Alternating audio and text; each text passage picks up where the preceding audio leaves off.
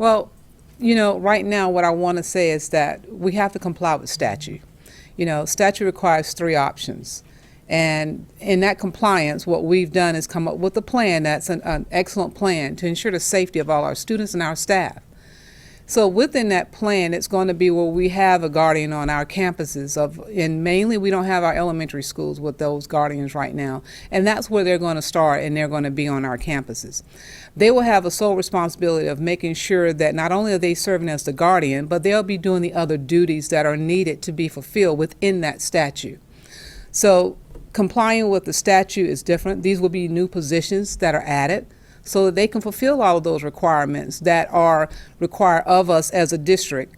And they'll actually have to work with the sheriff, who will have to certify them under the Guardian program. Can you tell us what some of those other requirements would be when you say that? Some of those requirements are they're going to have to do threat assessments. They'll have to actually go and do some different trainings.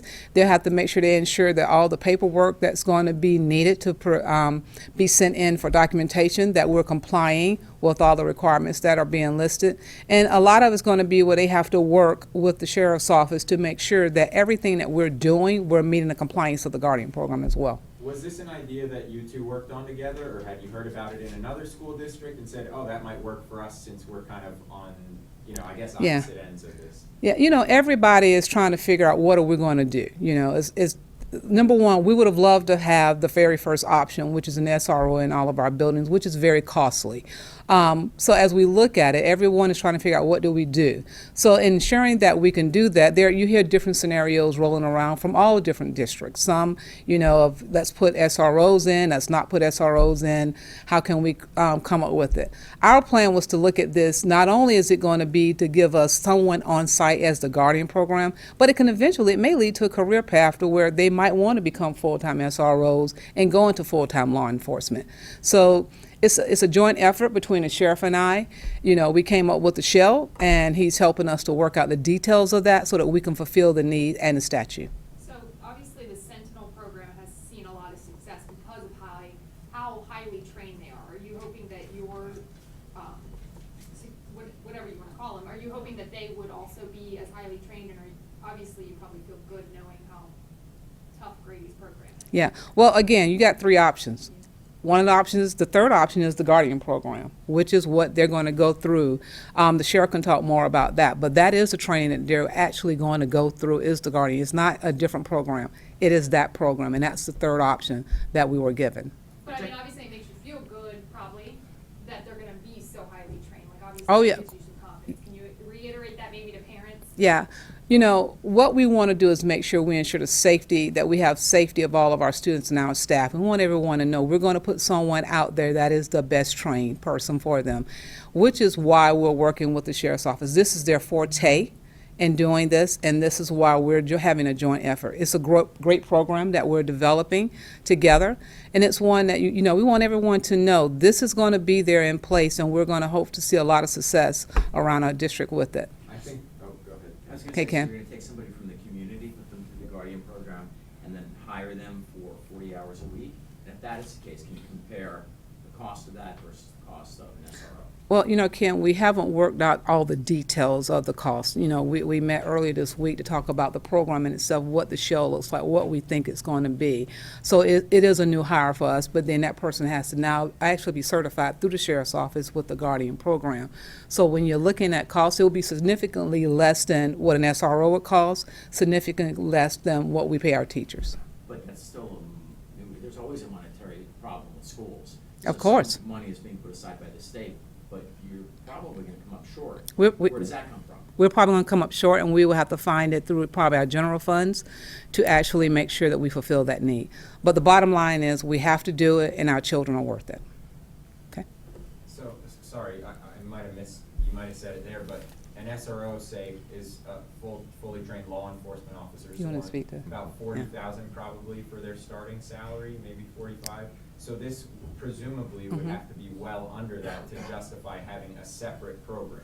Is that a safe assumption? That, I believe, is a safe assumption. Sheriff knows what the SROs actually cost, but I know that's a safe assumption. It's going to be much less than that.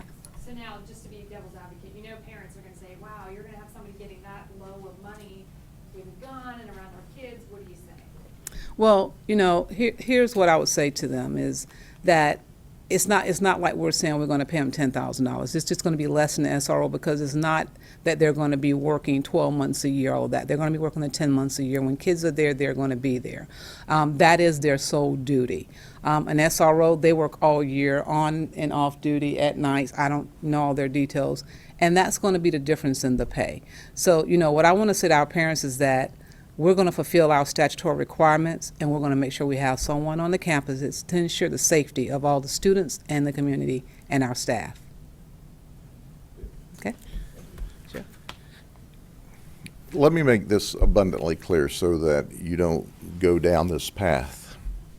Day one, out of training, if you're a certified police officer in the state of Florida versus a guardian day one, in the discipline of firearms training and retention, the guardian's going to have 25% more training than the certified police officer. Day one out of training, the guardian's going to have to show a proficiency of 5 points higher than the certified police officer.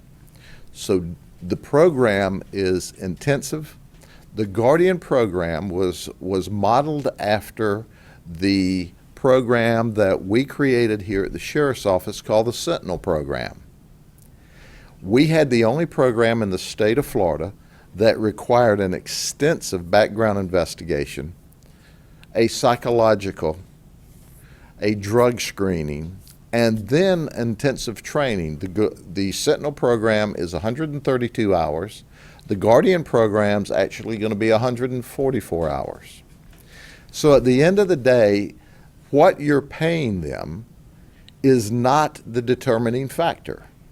It's how well they qualify through the process. And the parents need to know that the school system has created a remarkable plan and program. And let me tell you why it's so remarkable. There's other areas of the statute that talk about target hardening, that talk about making sure that there are training programs at the school, that there's paperwork, that we deal with the children that may have mental health issues. So there's a litany of other things that have to occur. Absent the school safety specialist, which is going to be the guardian, someone at each school has to take that on as an additional responsibility. The brilliance of the superintendent's recommendation to the school board is, look, if you add that on as an additional duty, you increase the probabilities that something can fall through the cracks. But now they're going to have one staff position that is a specialist that is responsible for all of those issues that they can directly hold accountable, rather than the principal saying, well, I had to give this duty to this superintendent or to this administrator, and this duty, there's one person responsible. So you've got this one specialist you're developing on the campus. Plus their guardian training to make them a guardian is going to exceed the level of hours that a police officer has to be on the campus as an SRO in that particular discipline of handling firearms. The school resource officer is not accountable for all of those other school board administrative tasks. So I just compliment the school system in saying, hey, we don't want to take a chance on some of these issues falling through the cracks because we've divvied them up. And all of this safety and security is going to function through and have a check off by the law enforcement entity in that particular area. So when it's at the city police department, the city police is going to work with us. In the county, it's the county. Our challenge on the upstart is to make sure we get enough qualified people through the system. None of this happens until the superintendent formally presents it to the school board and they vote on it on the 24th of April. But it sure wouldn't hurt for the people who have an interest to go ahead and start getting ready to apply, because we're going to need to put a lot of people through backgrounds, psychologicals, and drug screenings in a very short period of time and get them into school this summer. So I'm excited about this. I think that it's a great starting point for this security program. If you go back and look at the tape, I listed out many target hardening and programs and trainings that we have already crafted with the school system, but we will continue to layer in approaches and layer in checks and balances and layer in best practices. This is not the end game. This is really just another layer of security that's already in place at our various schools. So I'm pretty excited about the solution that the school board's crafted. I'm really excited about the layers of protection we already have that are, by the way, invisible when the children come and go to school. But there will be more layers of security and best practices as we develop this new discipline. Okay, two questions. Will they be uniformed or will they be concealed? They will be, this group of guardians will be in a uniform. How many are you looking to recruit? There's 85 schools now without a school resource officer. And we need 85 guardians on campus day one. And then we're going to work with the school system because there's gap coverage. So if someone's sick, we obviously may hire up to 90 or something like that. So you'll have fill-ins at the campuses on sick days and that sort of thing. You were pretty adamant at the school board meeting a couple weeks ago about how much more affordable the Guardian program is Yes. versus the SRO program. We don't have a specific cost right now, but it's obviously still going to be substantially more than training somebody who already has a salary within the district. It is So go- how do you feel about this as a solution? You know, I see this as a positive solution because the school board doesn't have, and there aren't the state funds for a school resource officer on every campus. And this is going to be a substantial savings. At the same time, it's going to be affordable through the resources that I'm aware of that the school board has. Plus, we're going to see that when you look at all the additional duties and responsibilities that the statute requires, that this person is really going to be a student safety specialist. And this person is going to be responsible for the checks and balances. So I'm pretty excited about it. I really think it's a good Guardian program that we will only enhance and build stronger as time goes on. I know you've said it time and time again. How is this going to help stop a bad guy? The only thing that stops a bad guy with a gun is a good guy with a gun. And in this case, either our school resource officers who are well trained or our guardians who are well trained are going to stop and interdict and protect our students. We pray every day that it never happens. We're going to prepare for the worst and pray for the best, but at the end of the day, there will be someone on every campus in this school system to confront a bad guy in seconds rather than minutes. Superintendent, I just have one more question for Sure. you. Sorry to make you come back.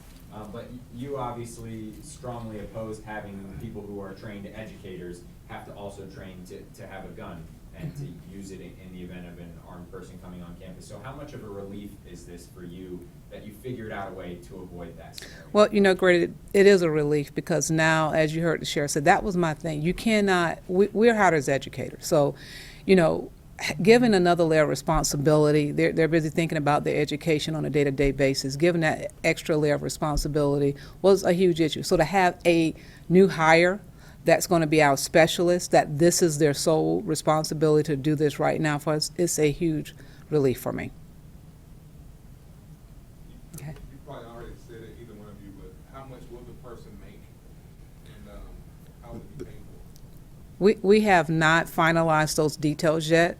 On the 24th, we'll be taking that information to the school board because we're still in the beginning stages of the process. Quite naturally, as you work with these things, there are things that I have to, look at what all do we have to do, what are they required to do, and those are the conversations we've been having Do you have a about that. ballpark salary? I don't want to give a ballpark salary. It's going to be less than a teacher and less than an SRO. Okay. All right. Thank you. And except for the fact it's going to save millions and millions of dollars, they're going to be trained the same. Well, actually not the same. The Guardian's going to have more training. I tell you, I'm excited about this. I think the school superintendent and her staff have come up with a great program, and we're only going to build on this as time goes on. But help us get the word out. Yeah. We need a lot of people to apply really quickly because there's a detailed background, a psychological, and a drug screen that we've got to get these candidates through before we send them into training. All of the police departments will work with us, so there won't be any problem in getting them through the designated training.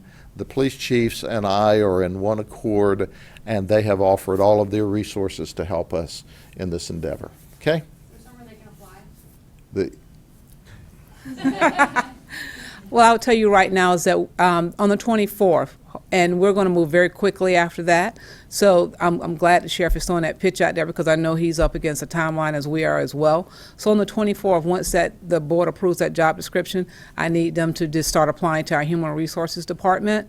But like the sheriff said, start getting all their information together and getting it ready. Do you Okay. suspect board members are on board? Yes. Yes.